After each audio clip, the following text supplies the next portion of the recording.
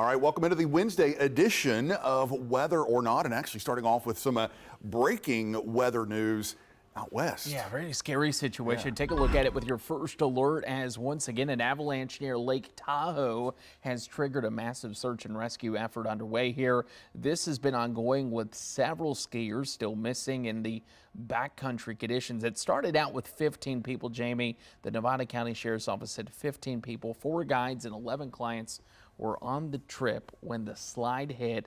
6 skiers initially reported missing. They've been rescued, but they're still looking for 9 people out there as of this morning. Yeah, really scary situation out there, and too much of a good thing. They've been praying for snow in the West Coast, in the Sierra Nevada mountains, because it's been so mild and so snowless this winter.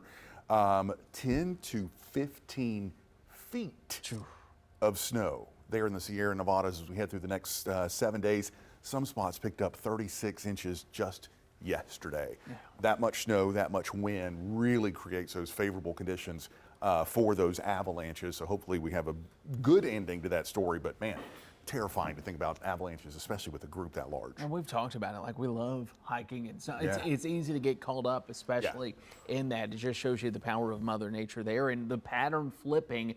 We've been dealing with the cold, but now as we give the first alert here, they're dealing with the snow. We're dealing with the warmer weather. Yeah, Mother Nature doing her thing here with that much warmer weather coming in here as we head through the next couple of days. The spring fever definitely settling in around here. I know it makes a lot of us want to get out there and do some work in the yard. Yeah, those temperatures going to be peaking heading into Thursday and Friday, maybe 80 in some inland spots. I think it's possible. The question that is always tough is there's some showers around Friday afternoon. And then the cloud cover. Is it higher level clouds? And if so, I think 80s are going to be easy, but is it thicker? And that could be a little bit tougher for the 80s. We're in that time of the year where one of my favorite phrases that I use starts to come back a lot. The dirty warm. Oh yeah, I've been using it a lot. Yeah, it's hard to get it warm this time of the year without it also being cloudy. And those clouds will probably be the make or break as to whether or not we can see some of those spots hitting 80 inland. But there's that temperature trend. The other thing this time of the year, a really strong sea breeze right on the beaches. So it's mild, upper 60s and even some low 70s on Friday, but not quite as warm as it could be. Yeah, we'll take with this for now. Yeah. It's February. Keep in mind, too, also some sea fog. We had some this morning. We'll likely have some of that again through the rest of the week. Upper 70s as we go into Friday. Like I said, I think there's a couple spots in there that hit 80, maybe even lower 80s. We'll see how strong that southwest wind is. Certainly going to be watching those records closely. All right, so here's where we stand. Grand Strand, kiss it goodbye. It's not going to happen. 71 degrees, take the 70s, but I'm still convinced Lumberton likely ties or breaks. Florence, it's not out of the question. It's not. If we can get more sunshine in there on Friday in and around Florence, we could certainly get awfully close. A southwest gust of 15 to 20 miles per hour might be enough to do it too. Something we're going to have to watch too. Of course, with the record warmth, the question is, well, there's no rain really on Friday other than a couple spotty showers. I hate to be the bearer of bad news. We keep saying it. Your weekend looking a little bit more wet. And the warm weather starts to kind of pull back as we head through the weekend. Yeah, the weekend is kind of our transition period from warm now to colder next week. And as is often the case, during that transition, you do tend to get some rain chances. Right now, we're peaking those on Saturday. I still think there's breaks in the rain on Saturday, but overall kind of an unsettled, showery, wet sort of a day. Yeah, let's take it through the latest data here. And keep in mind, we'll start this on Friday just so you can kind of get an isolated shower or two, really trying to show that this is not an all-day thing. Watch what happens on Saturday, because any rain that I think falls early in the morning on Saturday going to be light in nature, but just a couple spitting showers around. If we're going to see some downpours, I think it's Saturday afternoon as that front starts to come moving in. Yeah, and this is a pretty decent front. So yeah, I agree with you, Andrew. I think that best chance of maybe some heavier downpours coming late in the day Saturday. So if you have some Saturday evening dinner plans, go ahead and start planning now for some wet weather. But then it starts to get out of here. Notice by the time we get into Saturday night and early Sunday, it is quickly winding down. So another kind of split weekend. This has been the trend for the past couple of weeks. One day of the weekend is awful. The next day is a little bit better. So Saturday, not the best day of the weekend. If you have plans outside, I'm not telling you to cancel them completely. I mean, like, you can still get out there, enjoy it. couple, like I said, spitting showers in the morning. And then Sunday, we actually could see all the rain out of here by sunrise. Hopeful for that. Yeah. Still think it's breezy and the winds start to tumble, or temperatures tumble, if you will, as we head into the forecast. We'll talk a little bit later on Friday about what's to come behind that. We'll give you the good news for now. Let's talk, because obviously today's weather workshop, we are giving you the first alert to it's spring weather through the weekend. So you might have the itch. I know Jamie and I have been talking about it. We talked about it on this week's Are You Serious? But meteorologist Matt Bullock standing by with spring weather and the garden. When is it time to start planting? When is the best time to start your spring planting? It all depends on knowing your zone, and that is your hardiness zone. And basically that is the minimal temperature what it reaches. So if it goes below a certain temperature, plants don't really thrive in these zones. So zone 7B, that includes portions of the upstate into western North Carolina. Zone 8A, that includes the Midlands, the Piedmont, and then zone 8B, which is our viewing areas located. That is the PD, Grand Strand, into the coastal plain. Now, here's what you can grow in some of these zones. In 7B, you can grow apples, cherries, broccoli, lettuce. In zone 8A, you can grow sweet potatoes, peppers, onions, cucumbers.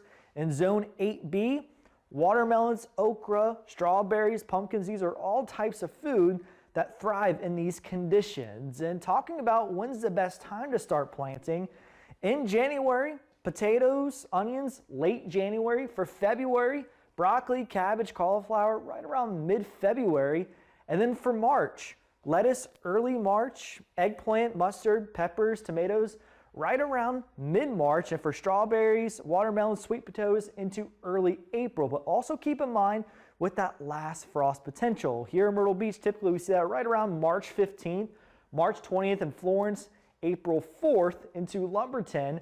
And keep in mind, that's just the average. Sometimes we see that a little bit later into the growing season. To know when that last frost potential is possible, make sure you download the WMBF First Alert Weather app. Matt Bullock, WMBF News. And if all that is too much for you,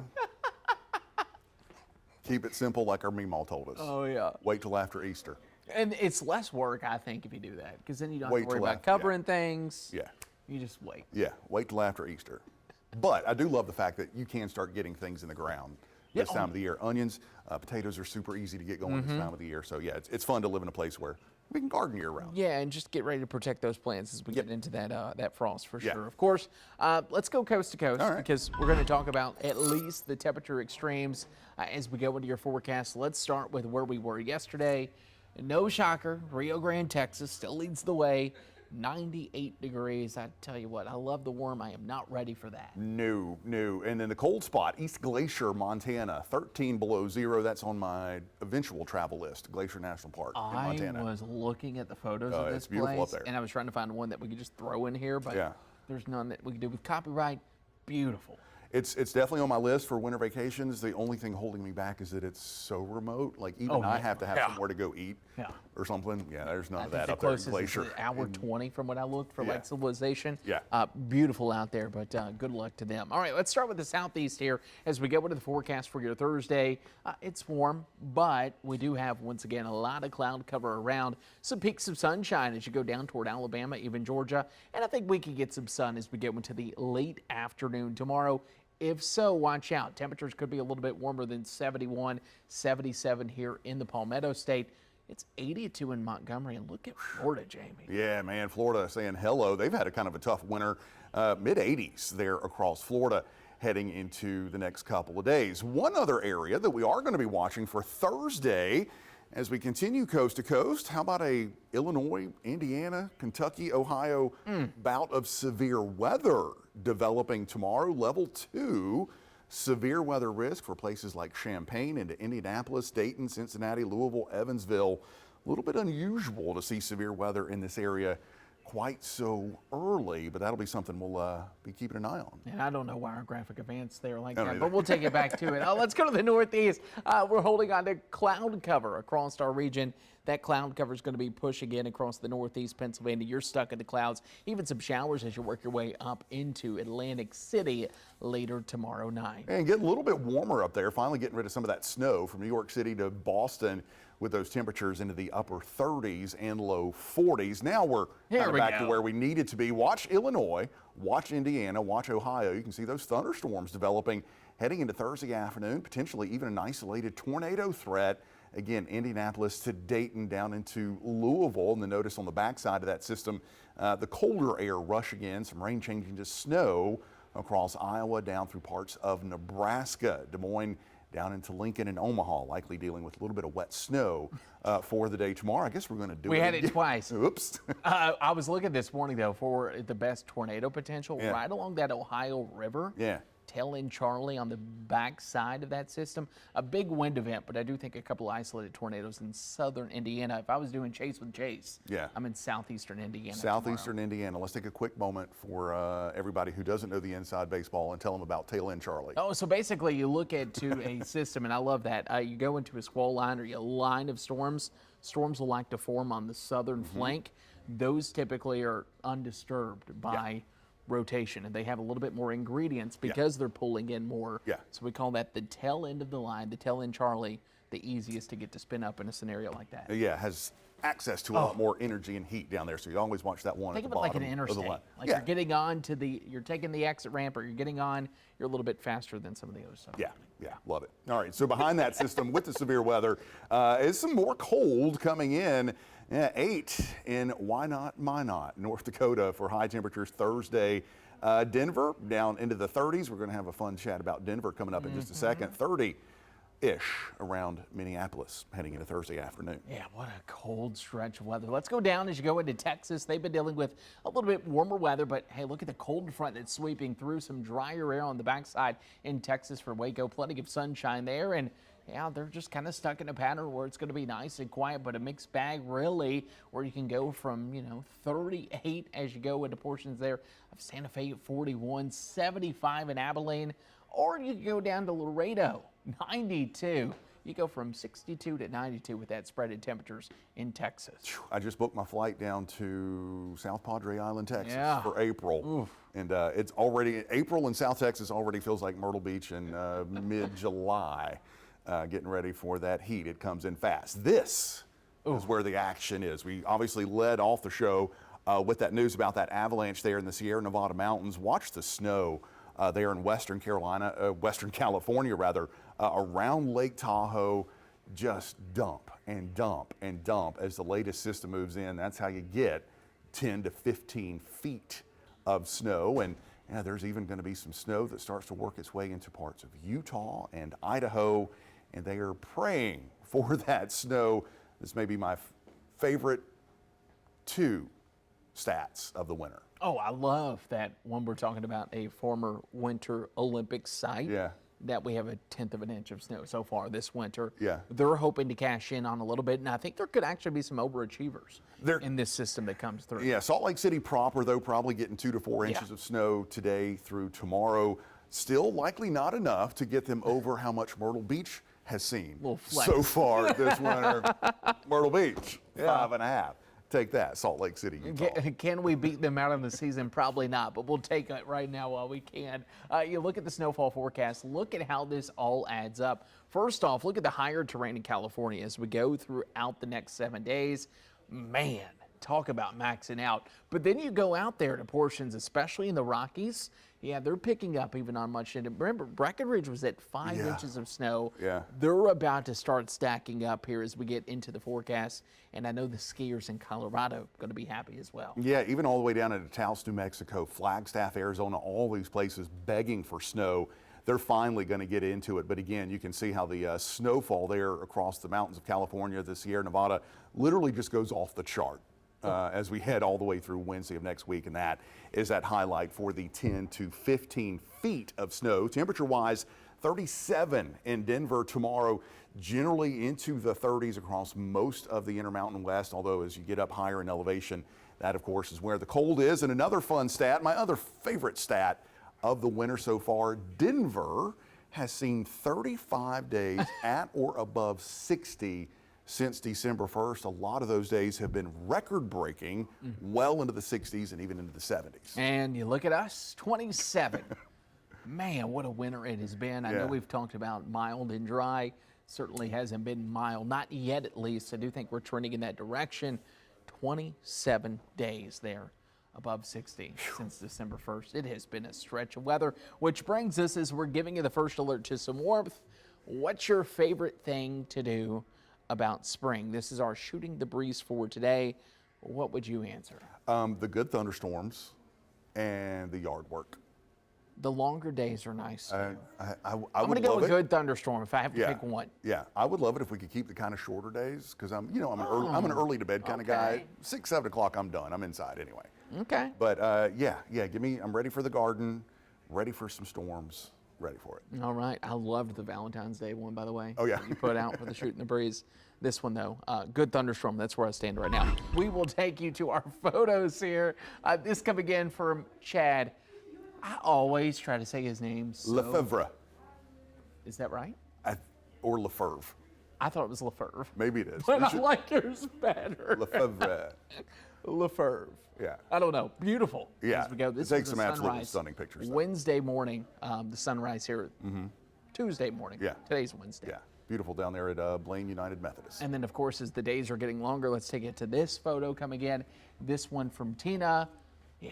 Who's ready for this? Look at that. That's a Little painting right walk there. out. I That's a know. A painting little right there. Could you do it? I might. I might have to add it to the soon to paint collection. Yeah, I that's love that's the a good depth view. looking Yeah, out, too. that's really great. A lot of great perspective there. You look for strong lines in a painting. That has really strong lines. You better than me. Tina and Chad, thank you so much for your photos. If you have any photos from this week or the weekend, we'd love to see them. See it, snap it, send it, scan the QR code. It takes you to our weather app. Scroll all the way to the bottom, and then, of course, send us your photo. All right, let's go to what's next. All right, I'm not going to touch the buttons anymore. I'm done. We went ahead on Shooting the Breeze, and Yeah. now we're at what's next. We're ready for the weekend, if you can't tell. Friday show, weekend showers. Yep. Saturday, we got to talk about it. Yep. We got baseball again. Baseball again. Yep. Jace is actually going to break down the science of college baseball and honestly your golf game right now. If you're a golfer, you're going to want to tune in on that on Friday. While maybe you're not hitting the ball as far right now compared to in the next couple of months. First alert to March. Let's do a fun little look ahead. Okay. In like a lion, out like a lamb. Is it or is it not? We'll see. Yeah. I think we could talk about that. Is the warm weather here to stay for March? We'll touch more on that. And then happy hour. My favorite hour. I got some stories for you this week. Okay. Maybe a challenge. Could you do something for 48 hours? I'm going to tease that. Sleep, eat. And then think of a new piece of technology that's Okay. designated for your digestive system. I'll leave you with that tease. Okay. It's coming up on Friday's show of Whether or Not, Yeah. So this was Wednesday's show. which feels a little weird. Yeah. So we'll be back here Friday. Make sure you also check out the brand new Are You Serious? Going to be launching on Thursday. A little cross promotion here. Yeah, busy time. Almost the weekend. Yeah. Glad you're feeling better. Yeah. All right. Well, we'll see you on Friday for a brand new episode of Whether or Not.